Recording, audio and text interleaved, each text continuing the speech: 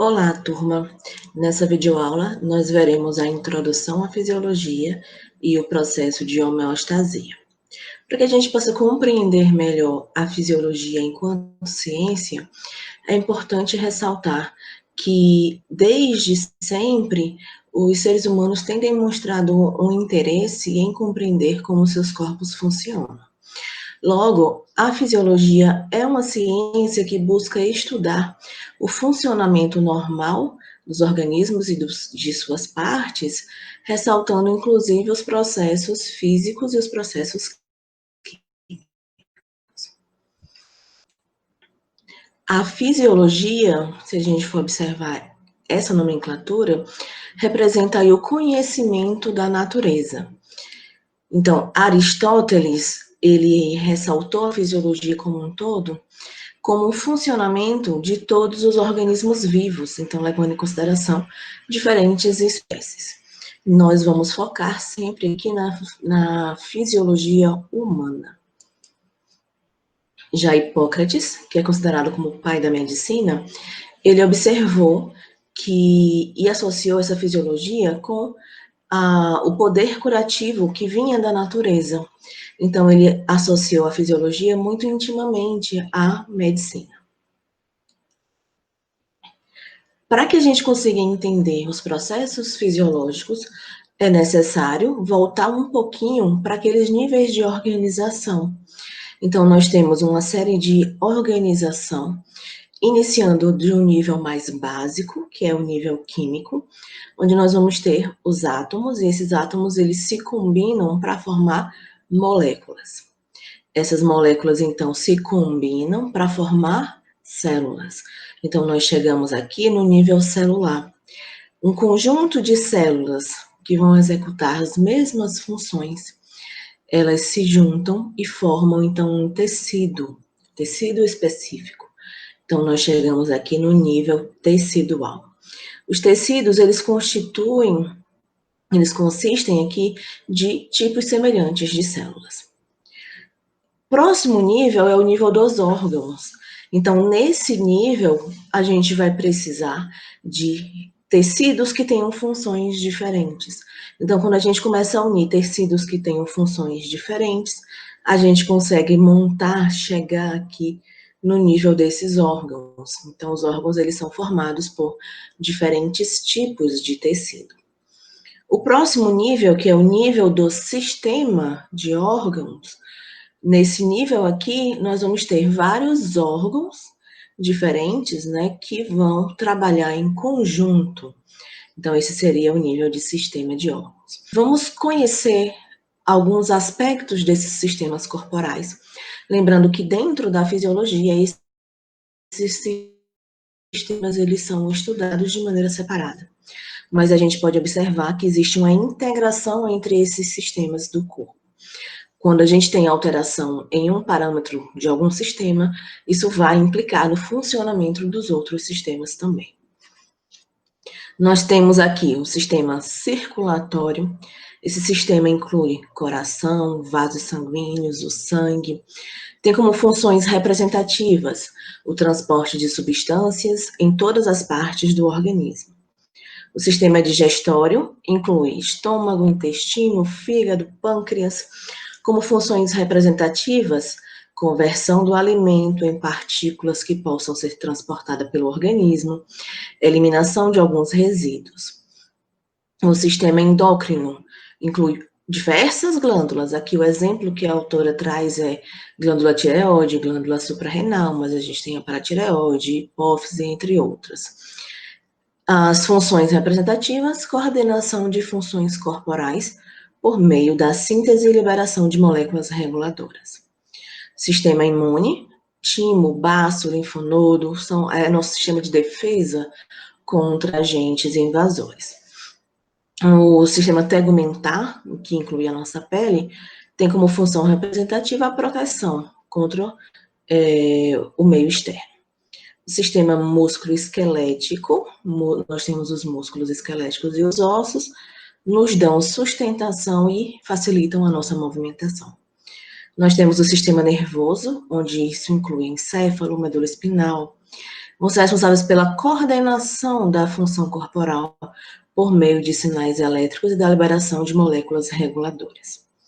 Nós temos o sistema reprodutivo, onde nós vamos ter ovário, útero, testículos, que são importantes aí para a perpetuação da espécie. O sistema respiratório, onde nós temos pulmões, as vias aéreas, importante para a realização de trocas de oxigênio e dióxido de carbono entre os meios interno e externo. Nós temos também aqui o sistema urinário, onde nós vamos ter rins, bexiga, que são importantes para a manutenção da água e solutos do meio interno e para a eliminação dos resíduos. Nós temos aqui nessa imagem, então, a integração desses sistemas. Nós temos o sistema nervoso, o sistema endócrino, o sistema músculo-esquelético, reprodutivo, urinário, sistema digestivo, digestório, né, sistema circulatório, sistema respiratório. Então, durante a fisiologia, nós veremos esses sistemas de forma isolada e a integração deles com outros sistemas também. Claude Bernard é considerado como o principal responsável pela implantação da fisiologia moderna. Então, aqui lá no século XIX, ele ressaltou que existia uma manutenção da constância ou a estabilidade do organismo interno dos corpos. Então, ele ressaltou que essa estabilidade aqui era importante para a manutenção aí das nossas funções vitais. E, pouco depois, o Walter Buchanan, ele descreveu uma palavra, que é uma das palavras mais importantes aqui da fisiologia, que seria a homeostase. O que seria essa homeostase? Homeo, que significa aproximado, e stasis, condição. Então, seria uma condição aproximada, onde nós conseguimos manter essa constância do nosso meio interno. Observem que muitas vezes as pessoas associam a homeostasia com o equilíbrio. E quando a gente fala em equilíbrio, lembra, o que tem é como se fosse o que tiver de um lado está igual ao que tem do outro. E na fisiologia não é necessariamente assim. Por isso que eles preferiram chamar como uma estabilidade dinâmica, porque existe uma constante troca acontecendo no nosso organismo. Então, essa estabilidade dinâmica faria com que a gente conseguisse manter essa estabilidade do nosso meio interno. E é por isso que existem faixas, por exemplo, uma faixa de temperatura ideal, uma faixa de pH. Quando você faz um exame, por exemplo, um hemograma completo, uma glicemia de jejum, os exames do seu lipidograma, vocês podem observar que existem faixas que são consideradas dentro da homeostasia. Então, o valor pode estar de X a Y, e aí é considerado dentro da homeostasia. Por quê? Porque nós temos uma condição aproximada aí de manutenção dessa estabilidade. Existem alguns requisitos básicos para que a gente consiga manter essa estabilidade. E isso está muito associado com a composição dos líquidos corporais. Nós conseguimos manter essa composição com bastante precisão. Isso é muito importante para que o processo de homeostasia possa acontecer. Como Claude Bernard foi importante para falar sobre essa manutenção da constância dos meios internos, ele também destacou a questão dos líquidos corporais. Os líquidos corporais, eles são extremamente importantes para auxiliar na constância desse meio interno. E aí, nós vamos observar que nós temos algo que é chamado de líquido extracelular. O líquido extracelular é um tampão que nós temos entre as células e o meio externo. Então, se a gente considera essa parte aqui como meio externo e a célula nessa porção, o que está aqui em cinza seria o nosso líquido extracelular. Dentro das células, nós já temos um líquido chamado de líquido intracelular, que é o LIC. O líquido extracelular nós chamamos de LEC. E o que é que vai separar o líquido intracelular do líquido extracelular? Seria justamente a presença da membrana plasmática nas nossas células. Então, essa membrana ela é responsável por separar o líquido intracelular do líquido extracelular. Então, não existe um equilíbrio entre esse líquido intracelular e extracelular. O que nós observamos é uma estabilidade dinâmica nas concentrações das substâncias que são encontradas nesses líquidos. Então, essas células estão aqui, ó, circundadas pelo líquido extracelular. Esse diagrama aqui nos mostra que nós temos o meio externo, o líquido extracelular e o líquido intracelular. O líquido intracelular é a maior, ele constitui a maior parte do nosso líquido corporal. Cerca de 60% desse nosso líquido corporal é água. Então, a água ela representa aí 60% do nosso peso. Pensando nos líquidos corporais, o que nós temos de líquido intracelular representa aí 2/3 desses líquidos corporais, que daria aí mais ou menos 27 a 30 litros, por exemplo, de líquidos que estão aonde? Dentro das células. Enquanto os líquidos extracelulares, nós temos aí ó, de 14 a 16,5 litros, representa aí 1/3 da composição desses líquidos corporais. E ele se divide entre o líquido que está aí no intestício, que seria o líquido intersticial, o fluido intersticial, e uma parte que é o plasma, que compõe o plasma. Então, geralmente, nós temos aí de 11 a 13 litros de líquido intestinal. Nós temos diferenças nas composições do líquido intracelular e do líquido extracelular.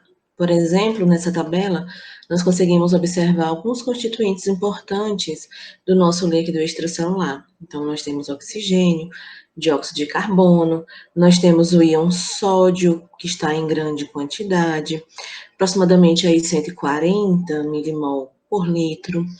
Existe o valor aqui considerado normal e a faixa que é considerada normal.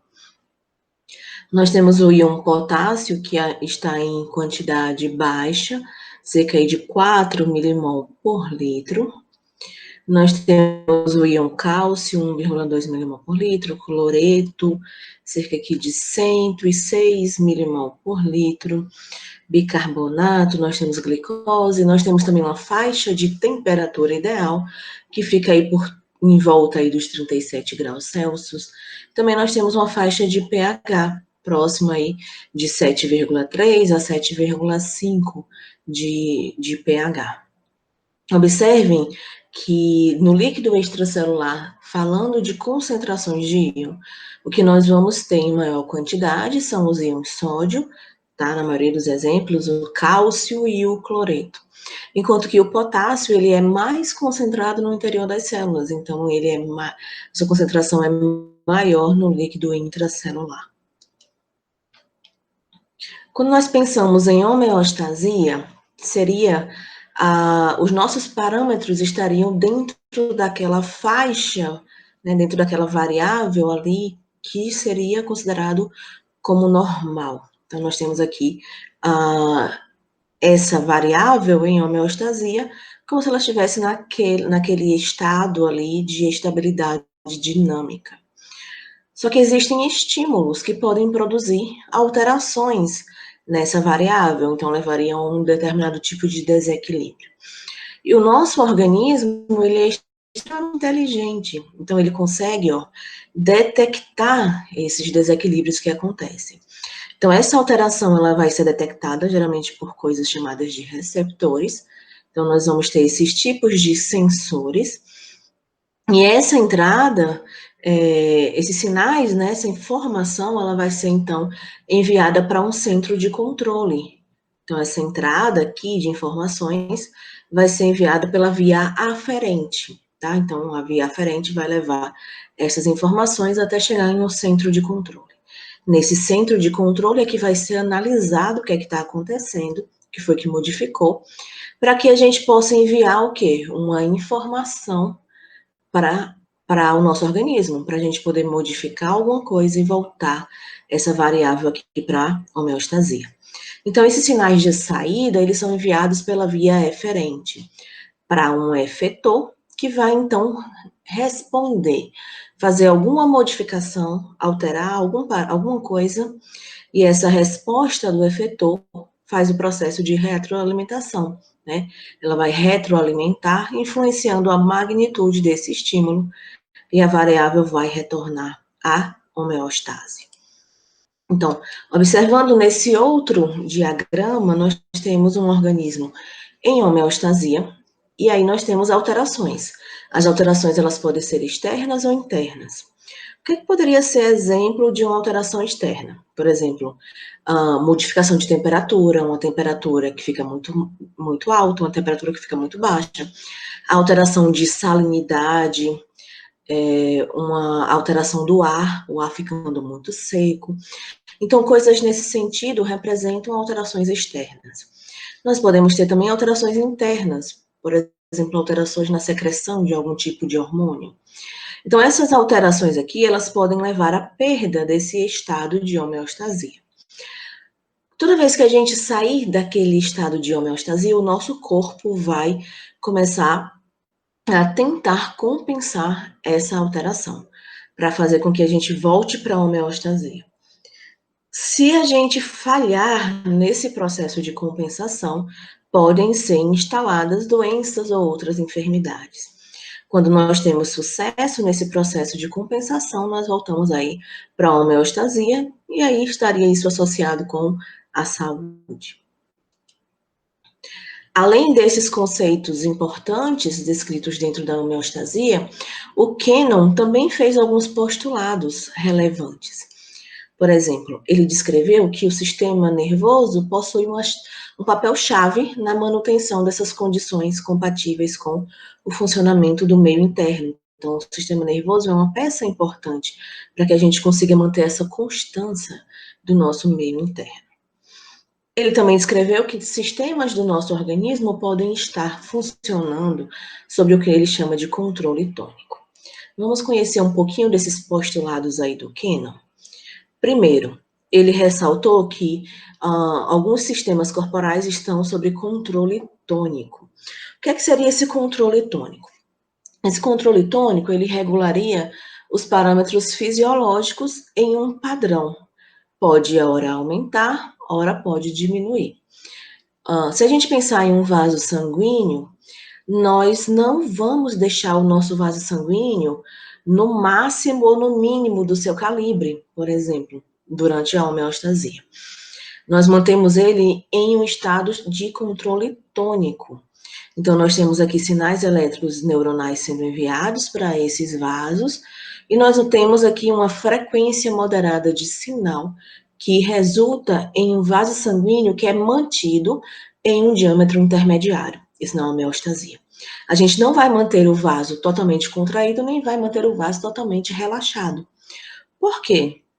Porque vão ter momentos que nós vamos precisar contrair o vaso e vão ter momentos em que nós vamos precisar relaxar o vaso. Se ele já estiver 100% contraído, não tem mais para onde contrair. Se ele estiver 100% relaxado, não tem mais para onde relaxar. Então, por causa disso, nós mantemos esse vaso ali, ó, num diâmetro intermediário. Porque mudanças na frequência de sinal podem levar à alteração desse vaso. Por exemplo, uma frequência de sinal aqui aumentada leva o vaso sanguíneo a se contrair. Isso pode ser importante para regular a pressão arterial, por exemplo. Em alguns momentos, a gente vai precisar que o vaso relaxe. Então, em alguns momentos, a frequência de sinal pode reduzir aqui e esse vaso vai dilatar. Por isso que é importante a gente manter esses sistemas em um nível ali intermediário, que é chamado, então, de controle tônico dos sistemas corporais. Uma outra coisa interessante, nós temos alguns sistemas corporais que trabalham seguindo um controle antagonista. O que seria isso? Quando a gente fala em antagonista, a gente pensa em coisas contrárias. Então, nós temos aqui neurônios antagonistas que controlam a frequência cardíaca. Uns aumentam, enquanto outros diminuem. Então, nós vamos ter aqui neurônios simpáticos, neurônios parasimpáticos. No caso de uma estimulação parasimpática, a estimulação parasimpática, ela diminui a frequência cardíaca. Então, se a gente precisar ativar o que nós chamamos de sistema nervoso autônomo, nós vamos estudar em aulas mais para frente dentro da fisiologia, a ativação parasimpática, ela está associada com uma redução de frequência cardíaca.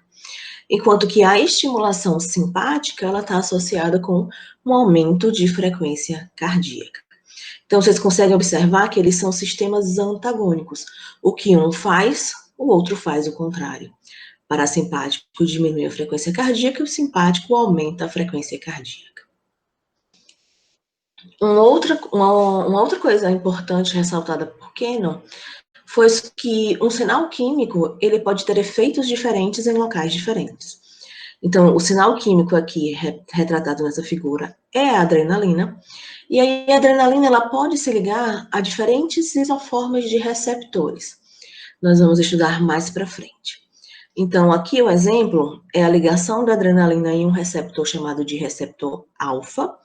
Esse receptor está localizado aqui no vaso sanguíneo intestinal.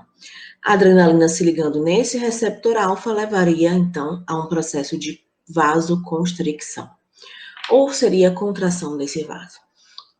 Já a adrenalina se ligando em um receptor beta 2, aqui agora em um vaso sanguíneo do músculo esquelético, levaria, então, a um processo de vasodilatação. Então, percebam que nós temos um mesmo sinal químico tendo efeitos diferentes em locais diferentes. E quando a gente sai da homeostasia, nós ativamos diferentes circuitos de resposta. Existe um circuito chamado de local. Nesse caso aqui, nós vamos ter uma mudança local.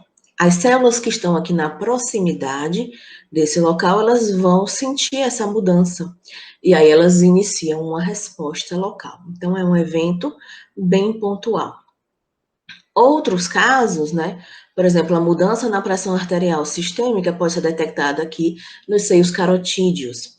O encéfalo avalia essa alteração e inicia uma resposta. Nesse caso aqui, a gente pode observar até uma resposta reflexa, que é uma resposta iniciada por células que estão em locais distantes. Então, nesse tipo de controle, nós chamamos isso de um controle reflexo, onde as células estão em um local distante e vão controlar a resposta. Então, aqui o que está em amarelo seria o estímulo, mudança de pressão arterial, mudança local. O centro de integração aqui, nessa cor rosa, e o que está aqui em verde seria a resposta. Pode ser uma resposta local ou pode ser uma resposta reflexa. É interessante a gente observar que nós temos dentro do nosso organismo esses circuitos de resposta e nós podemos fazer uma analogia com o aquário. O aquário, ele tem um termômetro que fica constantemente verificando qual é a temperatura do local, dessa água que está ali. Esse termômetro, ele fica ligado aqui através de cabos até uma caixa de controle, que vai estar associada aqui a um cabo para o aquecedor, e aí esse aquecedor, ele pode ser ligado ou desligado. Vai depender do quê? De qual é a temperatura que está a água. E aí, se a gente pensar que a temperatura que deveria estar ali, se ela fosse mais ou menos assim, uns 28 graus Celsius, se a temperatura da água estiver em 25, essa temperatura vai ser sentida pelo termômetro. O termômetro vai informar para essa caixa de controles que a temperatura está 25, então a temperatura está abaixo do que deveria estar.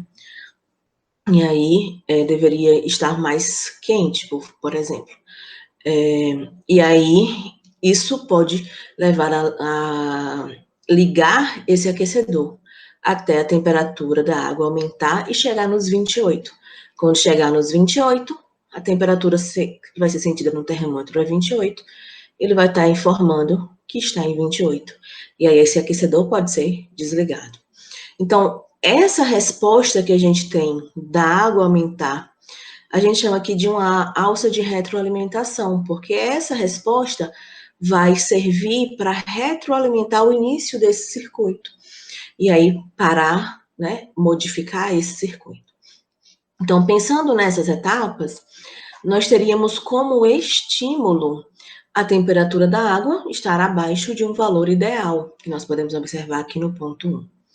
Nós teríamos um sensor, que seria esse termômetro, que vai detectar essa queda de temperatura. Nós teríamos um sinal de entrada, esses sinais passam do sensor para a caixa de controle por um cabo elétrico. Aí nós teríamos, então, o centro integrador, que seria justamente essa caixa de controle, que está aqui programada para responder a temperaturas abaixo de 29. Então, nesse caso aqui, está abaixo de 29 e ela ativa. Nós teríamos um sinal de saída, que passa aqui para um aquecedor, por um cabo elétrico. O aquecedor se liga, o aquecedor seria o alvo. E aí, como resposta, a gente teria um aumento dessa temperatura. Então, a temperatura da água aumenta. Isso faz, então, uma alça de retroalimentação, brecando esse estímulo. Qual seria o estímulo? Então, a água abaixo do valor ideal. A água está abaixo do valor ideal agora? Não está. Então, eu vou brecar esse reflexo. Então, dentro do nosso organismo, nós temos várias situações onde nós vamos ter esse passo a passo aqui acontecendo. Então, isso a gente vai ver durante as aulas dos sistemas que nós vamos estudar. Então, nós chamamos aqui de circuito de retroalimentação, ou circuito de feedback. Vocês podem encontrar nas literaturas o circuito de retroalimentação, o circuito de feedback. E aí pode ser um feedback positivo ou um feedback negativo. Retroalimentação positiva ou negativa. O que é mais comum do ponto de vista fisiológico, que a gente encontra constantemente? São circuitos de retroalimentação negativa. Ou seja, nós temos aqui um estímulo inicial, nós temos então uma resposta devido a esse estímulo inicial, e essa resposta ela vai fazer com que a gente precise diminuir esse estímulo. Então, a gente não precisa mais que esse estímulo inicial ele esteja ativado. Então, essa alça de resposta aqui vai ser desativada. Se eu aumentar demais um hormônio, o hormônio estava baixo, eu faço alterações para aumentar a secreção desse hormônio. Se eu aumentar a secreção desse hormônio, eu preciso secretar mais? Não.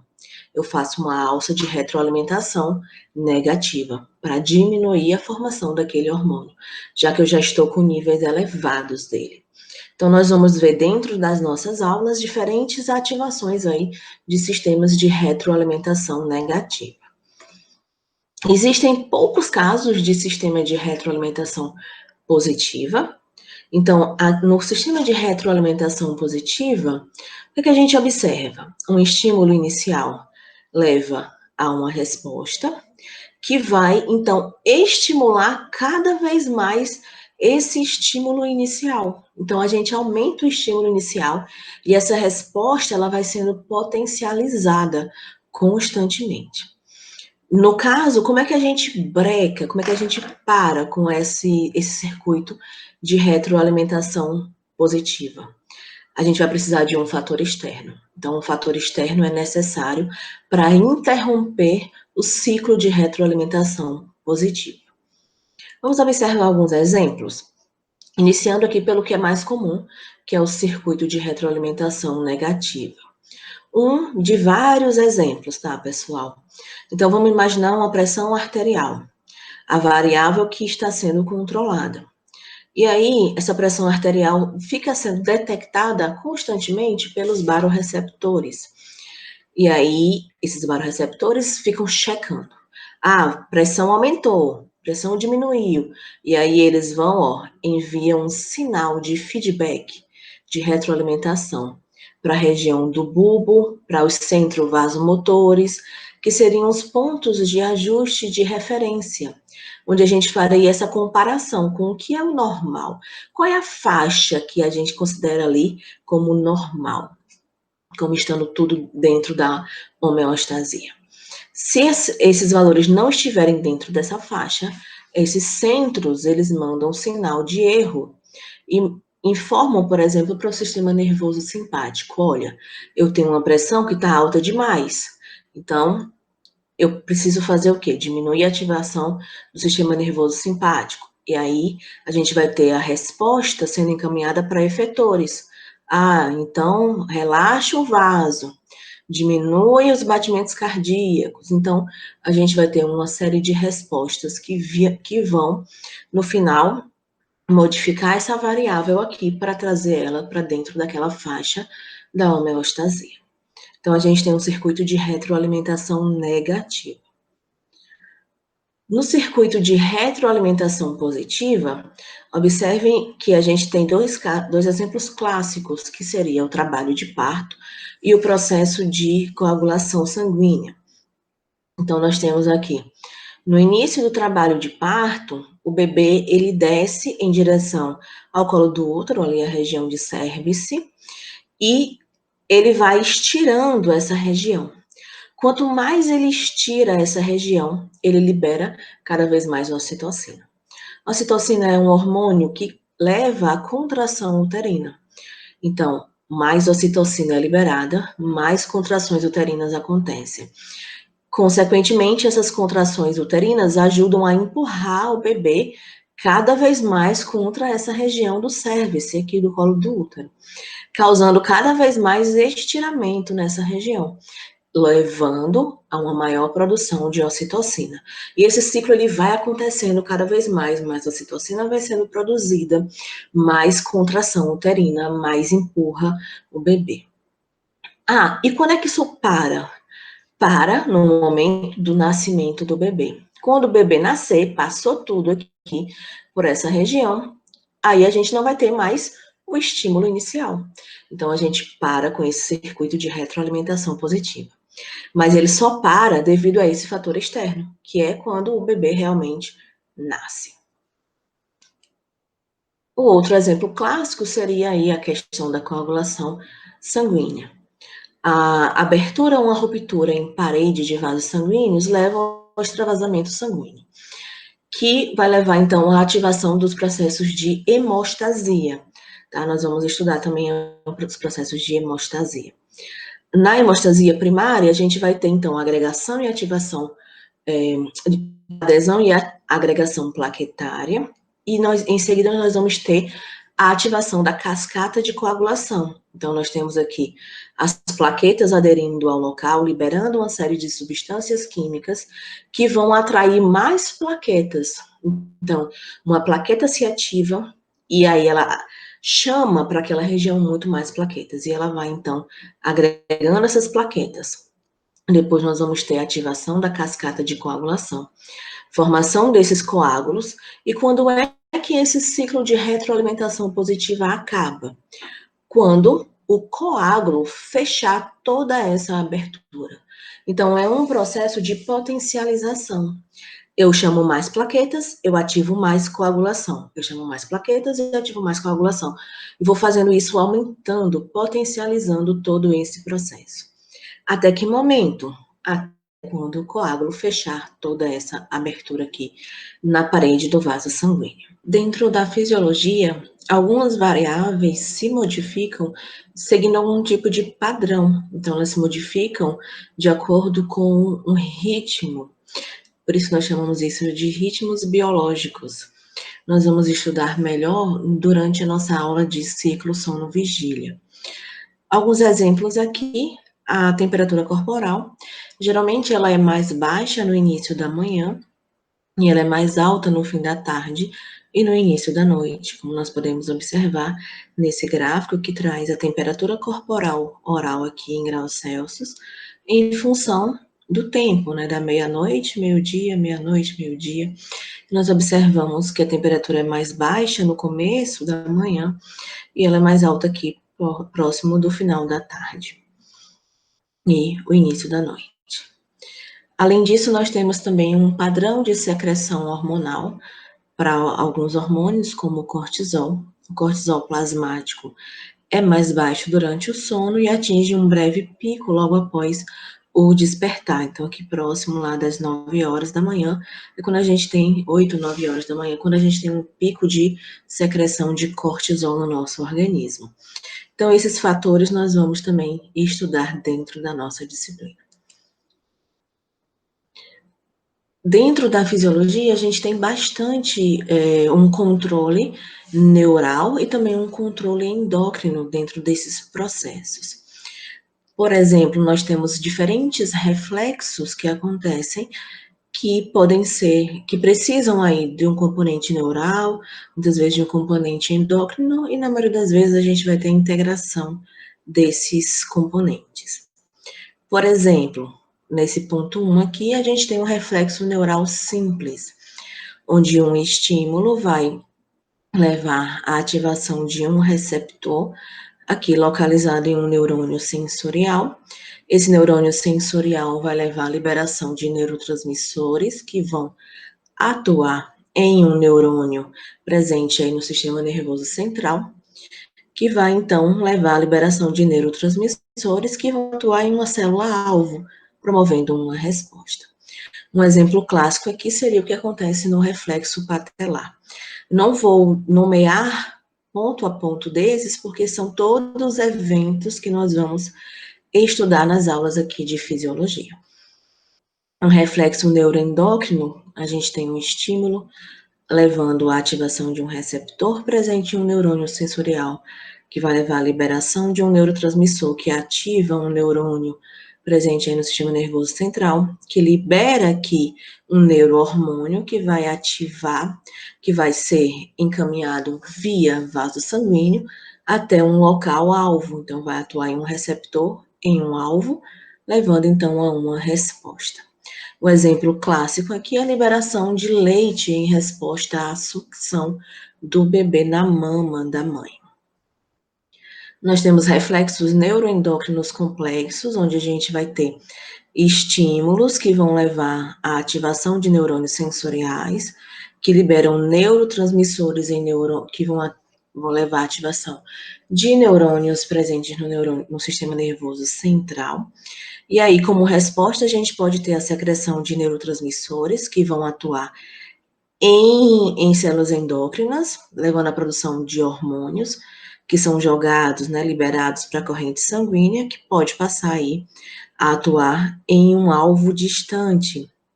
E aí isso vai levar a uma resposta corporal. Por exemplo, a secreção de insulina em resposta a um sinal vindo do encéfalo. Além disso, a gente pode ter a produção de neurohormônios que são colocados, né, liberados nos vasos sanguíneos e atuam em células endócrinas. Essa célula endócrina, então, vai produzir um hormônio que pode via, né, vaso sanguíneo e atuar em um tecido-alvo, levando a uma resposta, como a secreção do hormônio do crescimento, ou esse hormônio pode atuar em uma outra célula endócrina, e aí levando à liberação de um outro hormônio. E é esse hormônio que vai atuar na célula-alvo, levando a uma resposta. Esse padrão aqui é clássico para os hormônios liberados pela adenohipófise. Nós vamos estudar isso dentro do sistema endócrino. E nós temos o reflexo endócrino simples, onde um estímulo vai levar à ativação de receptores localizados nas células endócrinas, que vão levar à liberação de hormônios nas correntes sanguíneas. Esses hormônios atuam em receptores presentes nas células-alvo. E isso vai levar, então, ao desencadeamento de uma resposta. Um exemplo aqui seria a liberação de insulina quando a glicose do sangue aumenta. Todos esses eventos, eles vão ser estudados no decorrer aí da disciplina de fisiologia. Se a gente for fazer uma comparação entre esse controle que nós temos, neural e neuroendócrino, o que é que a gente vai ter de diferente? Em relação à especificidade, o reflexo neural, cada neurônio se limita a apenas uma célula-alvo, a um número limitado de células-alvos vizinhas. Já no reflexo endócrino, a maioria das células do corpo são expostas a um hormônio. E a resposta vai depender de quais células possuem um receptor para esse tipo de hormônio. Em relação à natureza do sinal, A gente vai ter um sinal elétrico, no caso do reflexo neural. Nós vamos ter um sinal elétrico que passa através do neurônio e depois esses neurotransmissores químicos que carregam o sinal de uma célula para outra, e em poucos casos esses sinais passam de uma célula a outra por junções comunicantes. Já no reflexo endócrino, nós vamos ter sinais químicos secretados no sangue para serem distribuídos aí para o corpo todo. No caso do reflexo neural, em relação à velocidade, nós temos uma resposta bem rápida. Já no caso do reflexo endócrino, a distribuição do sinal e o início da ação são bem mais lentas. A duração da ação de um reflexo neural é bem mais curta. E no caso do endócrino, essa duração ela é mais demorada. Em relação à codificação para a intensidade desse estímulo, cada sinal é idêntico em amplitude em um reflexo neural. E a intensidade desse estímulo é correlacionada com o aumento da frequência de sinalização. Já no reflexo endócrino, nós vamos ter a intensidade do estímulo sendo correlacionada com a quantidade de hormônio que vai ser produzida e vai ser secretada. Fazendo uma comparação também entre esses reflexos neural, neuroendócrino e endócrino, enquanto sensor neural, receptores sensoriais especiais e somáticos, os neuroendócrinos seriam receptores sensoriais especiais e somáticos, e no caso do endócrino, uma célula endócrina. Sinal de entrada, neurônio sensorial, nenhum. O centro integrador, encéfalo ou medula espinal, e no endócrino seria uma célula endócrina. O sinal de saída de um reflexo neural, neurônio eferente, onde a gente vai ter um sinal elétrico e neurotransmissores, neurônio eferente também no neuroendócrino, onde nós vamos ter um sinal elétrico e neurohormônios, e no endócrino nós vamos ter os hormônios. Em relação aos alvos, no caso do reflexo neural, músculos e glândulas e parte do tecido adiposo, a neuroendócrino a maioria das células do corpo e o endócrino também a maioria das células do nosso organismo. Em relação à resposta controlada pelos reflexos neurais, nós temos principalmente contração e secreção, além de ter alguns efeitos metabólicos. No caso dos reflexos neuroendócrinos, mudança nas reações enzimáticas, transporte de membrana ou proteínas celulares. E no caso do reflexo endócrino, nós temos mudança nas reações enzimáticas, transporte de membranas ou proteínas celulares. Bom, turma, então nós chegamos aqui ao fim da nossa aula de introdução à fisiologia e homeostasia, e a partir das próximas aulas nós vamos entrar na fisiologia celular.